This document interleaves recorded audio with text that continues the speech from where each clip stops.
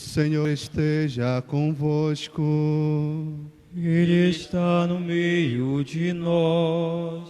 Proclamação do Evangelho de Jesus Cristo, segundo João. Glória a vós, Senhor. Ao anoitecer daquele dia, o primeiro da semana, estando fechadas por medo dos judeus as portas do lugar onde os discípulos se encontravam, Jesus entrou e, pondo-se no meio deles, disse: a paz esteja convosco. Depois dessas palavras, mostrou-lhes as mãos e o lado. Então os discípulos se alegraram por verem o Senhor. Novamente Jesus disse: a paz esteja convosco. Como o Pai me enviou, também eu os envio. E depois de ter dito isso, sobrou sobre eles e disse: recebei o Espírito Santo. A quem perdoardes os pecados, eles lhes serão perdoados. A quem não os perdoardes, eles lhes serão retidos. Palavra da salvação. Glória a vós, Senhor.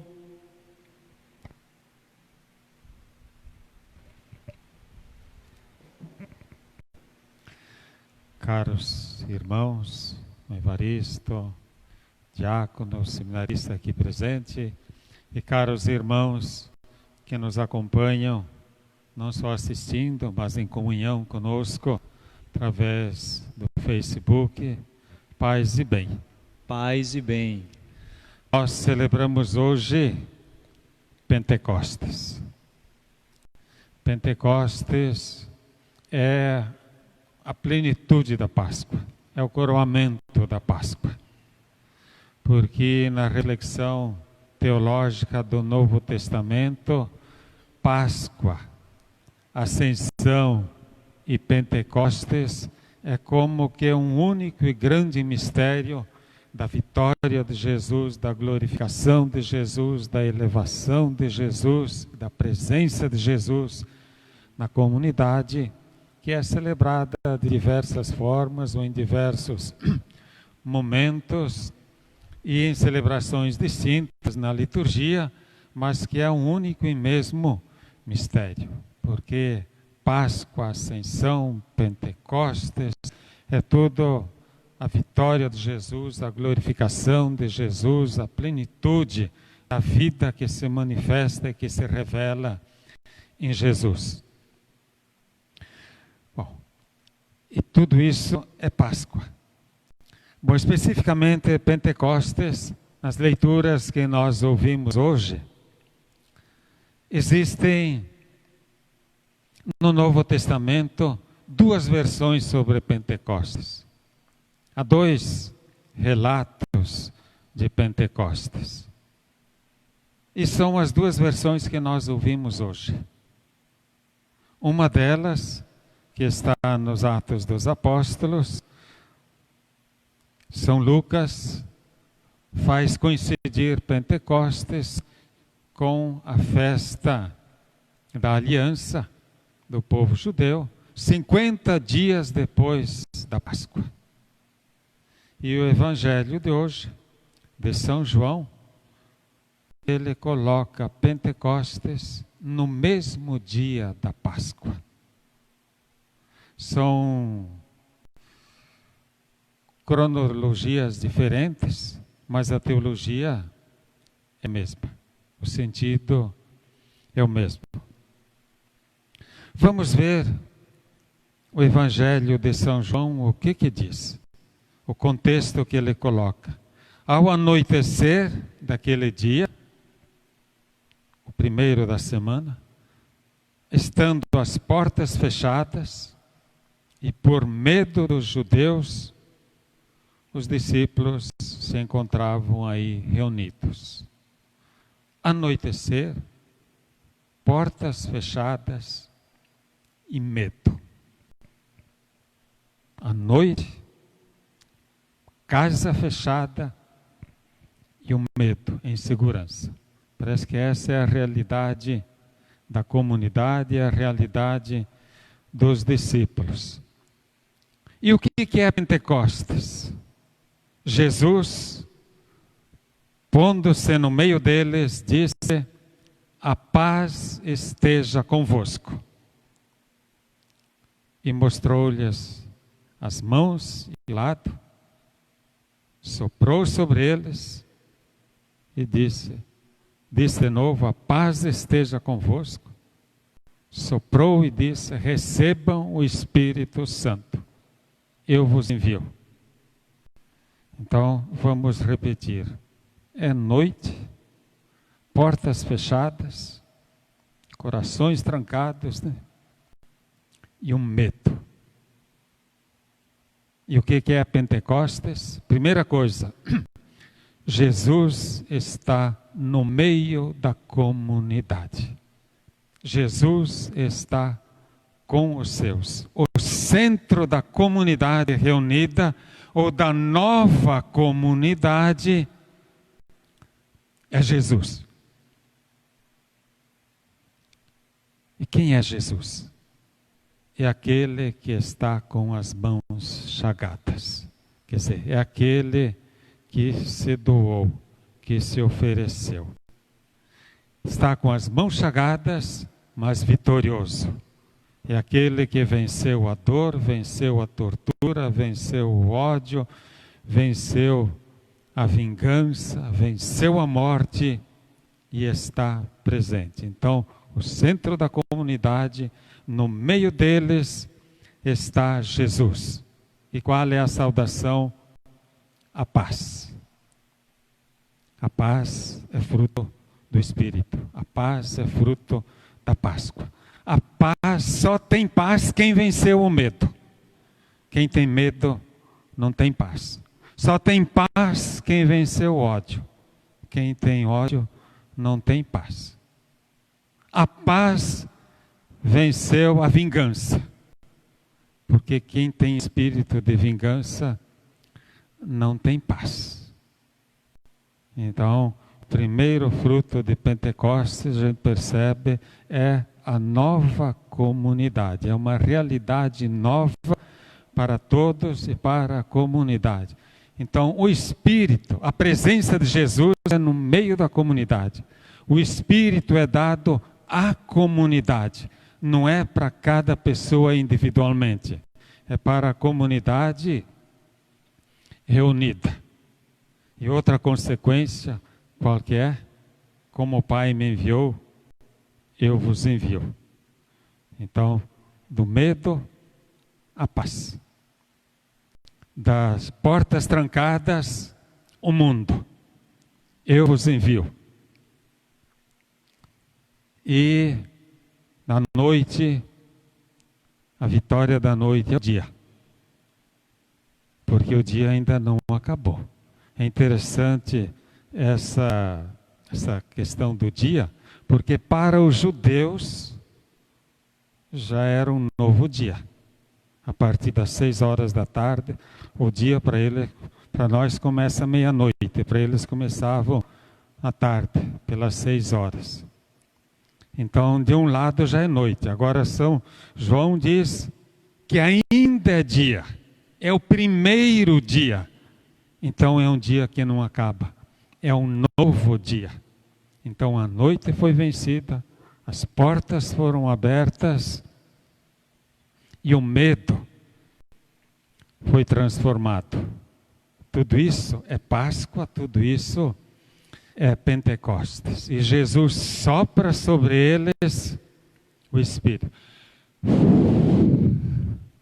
O que é o sopro? É o que nos mantém vivos. O que é o ar? É que nos faz viver. Veja agora, nós estamos vivendo esses tempos de pandemia do coronavírus.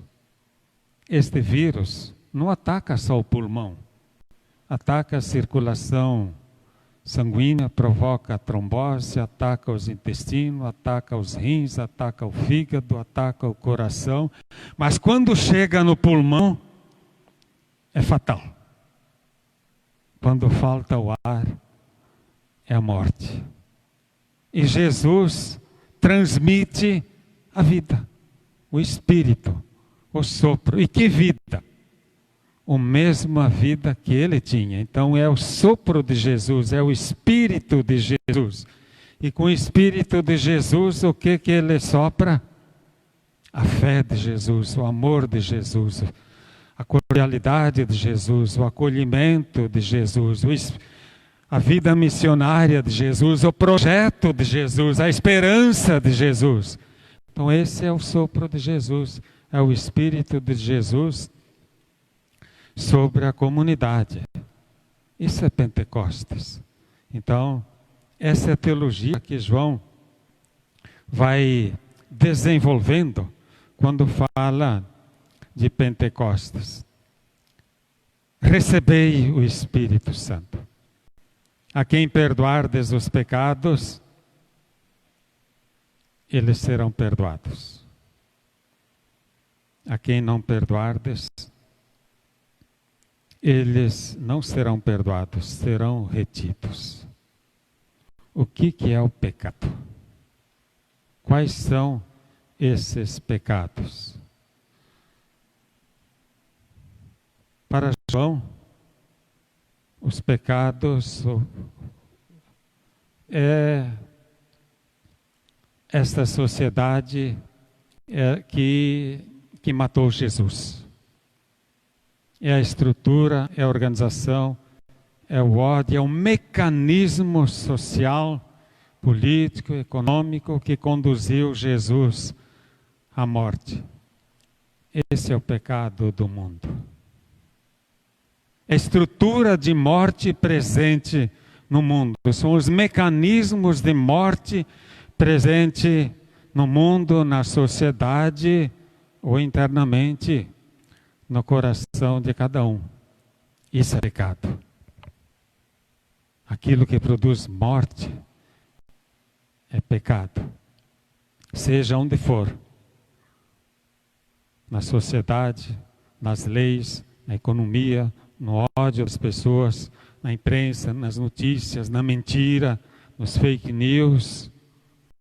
O que leva à morte é pecado. E o que é perdoar pecados?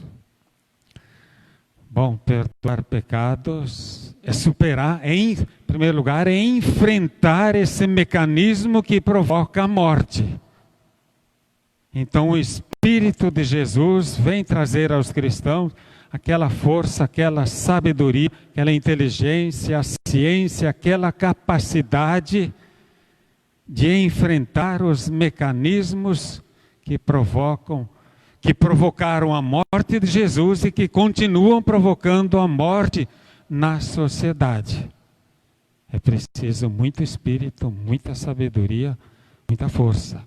Enfrentar, primeiro, para não se deixar manipular e dominar por eles.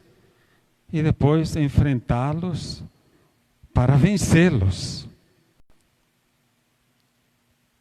Essa é a força do Espírito. Isso é perdoar os pecados. E nem sempre é fácil, né? Então, perdoar os pecados é superar as estruturas de pecado que conduzem à morte para que possam ser geradoras de vida. Olha, isso não é fácil. Eu estou pensando aqui que isso é bem complicado, né? Vamos pegar alguns exemplos. Aqui no Pará, por exemplo. Vejam como que é o tema da atualidade, da questão ambiental. Nós estamos celebrando 5 anos da Laudato Si.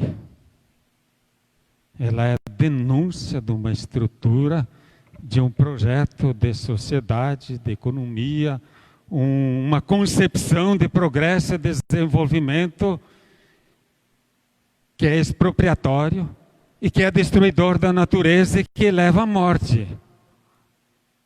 Então, perdoar os pecados é superar isso e apresentar uma proposta nova, E nesses tempos de pandemia, nós vimos aqui no Pará, o mês de abril, nos últimos 10 anos, foi o maior desmatamento na Amazônia.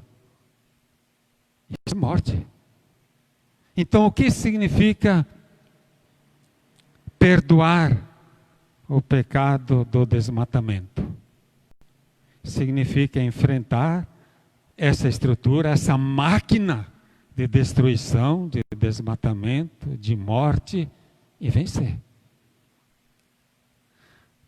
Agora, perdoar pecado significa converter-se, significa que aquele que destrói tem que abandonar esse projeto e assumir um projeto novo. Então, como que nós vamos perdoar quem está destruindo a Amazônia? Se ele não se converter, ele não é perdoado. Porque o perdão significa conversão. O que significa perdoar? O latifúndio, que continua, inclusive, aproveitando a pandemia para invadir terras indígenas, territórios quilombolas, não só para levar a doença, mas também a violência. Como vamos poder perdoar? É preciso superar esse mecanismo. Então, o perdão, ele traz em si incorporado a conversão.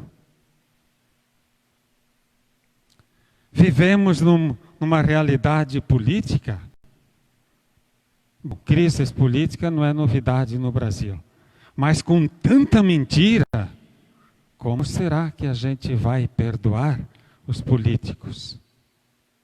Ou a corrupção, ou a mentira na política. Como que a gente vai esperar que um político que se elege com base na mentira possa governar com justiça e falar a verdade?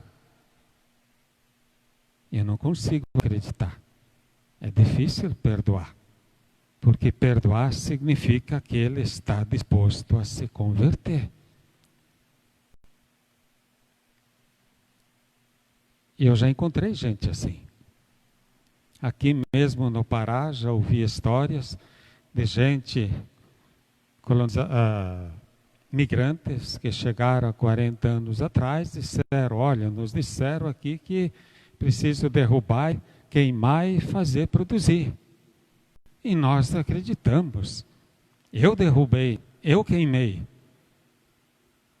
Mas de repente, nós descobrimos que não dá certo, que não é esse caminho, que é preciso mudar. E nós mudamos, eu mudei.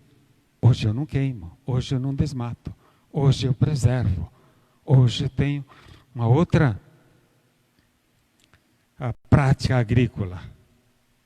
Esse é perdoado, esse foi perdoado, esse recebeu o Espírito. Então, o dom de Pentecostes é o dom do Espírito, é o perdão, é a transformação pelo poder do Espírito de Jesus. Então, não é tão fácil e tão simples a gente celebrar Pentecostes. Bom, eu acho que já me prolonguei um pouquinho, mas os Atos dos Apóstolos também provocam isso. É uma mudança, uma transformação. A realidade da comunidade ali, que Lucas descreve também, é de medo, é de portas fechadas, é de silêncio. O Espírito faz romper. E como que vem esse Espírito? Com fogo. É um fogo não para destruir, para transformar. É energia. Porque o fogo é energia, né? Muito simples a gente entender isso. Hoje nós vivemos na era das máquinas, da energia, né? Como funciona uma máquina? Um motor de carro, um motor de uma rabeta. É o fogo que move. A gasolina, o combustível, quando queima, pelo fogo, ele transforma o petróleo em energia, né? Então o Espírito vem com uma energia para impulsionar e levar a igreja para o mundo, como fogo da transformação. E o vento. O que é o vento? Aqui no Marajó, aí no século XVI, nos anos 1500, como que chegaram os conquistadores? Empurrados pelo vento. Foi a energia que levou os navegadores da Europa para o mundo inteiro. É esse mesmo Espírito que deve levar e impulsionar a igreja de abrir as portas e sair pelo mundo inteiro. As línguas, o dom das línguas, o que será? O relato aí fala muitos povos que cada um ouviu falar na sua própria língua. Interessante que o relato de Pentecostes não é de línguas estranhas, ao contrário, é de línguas conhecidas, porque todos entenderam na sua própria língua. Então a linguagem do Espírito não é de linguagem desconhecidas e estranhas, pelo menos nesse relato, é de linguagem conhecida, quer dizer, a mensagem do Evangelho deve ser transmitida de tal forma que todos entendam como se estivesse ouvindo a sua mãe falar na sua língua da infância. Essa deve ser a linguagem do Evangelho. E Atos dos Apóstolos foi escrito uns 50 anos depois da ressurreição de Jesus. Então, quando Atos dos Apóstolos foi escrito, todos os povos mencionados aí já tinham ouvido falar de Jesus na sua língua materna. Como aconteceu isso? Pela força do Espírito. Então, Lucas encontra uma maneira de dizer que, colocado como se fosse ali num único dia, aquilo que aconteceu, que estava acontecendo na igreja nos seus primeiros 50 anos. E hoje, como será? Como será transmitir o Evangelho de tal forma que todos entendam? E aqui não estou pensando somente num idioma. Estou pensando na linguagem que as crianças possam entender, que os indígenas possam entender, que os quilombolas possam entender, que os políticos possam entender, que os economistas possam entender, que os grileiros possam entender, que as mineradoras possam entender. Como? Que aqueles que acreditam nas armas e na violência possam entender a mensagem do Evangelho, da paz e do perdão. Então não é tão simples assim. Para alguns simplificam o Espírito Santo. Eu estava rezando, foi uma noite bonita. Ótimo, é um jeito.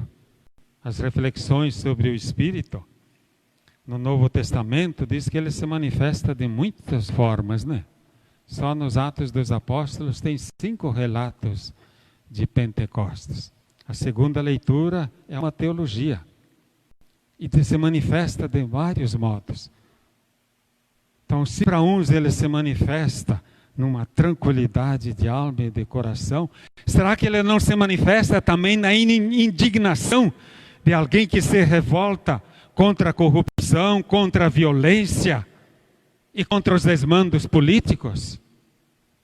Com certeza, eu não tenho dúvidas que na indignação e na revolta contra as injustiças também é obra do Espírito e é dom do Espírito. Porque quando a gente diz que o Espírito tem seus 7 dons, é preciso entender a linguagem bíblica, que é para dizer que todos os dons são do Espírito Santo. Todos. E de várias formas. Então, que ao celebrarmos hoje Pentecostes, seja um dia que não termine, seja a presença, o Cristo no meio de nós, que sopre sobre a igreja e sobre cada um dos discípulos para ser instrumento de paz e para poder levar ao mundo o perdão e a superação dos pecados.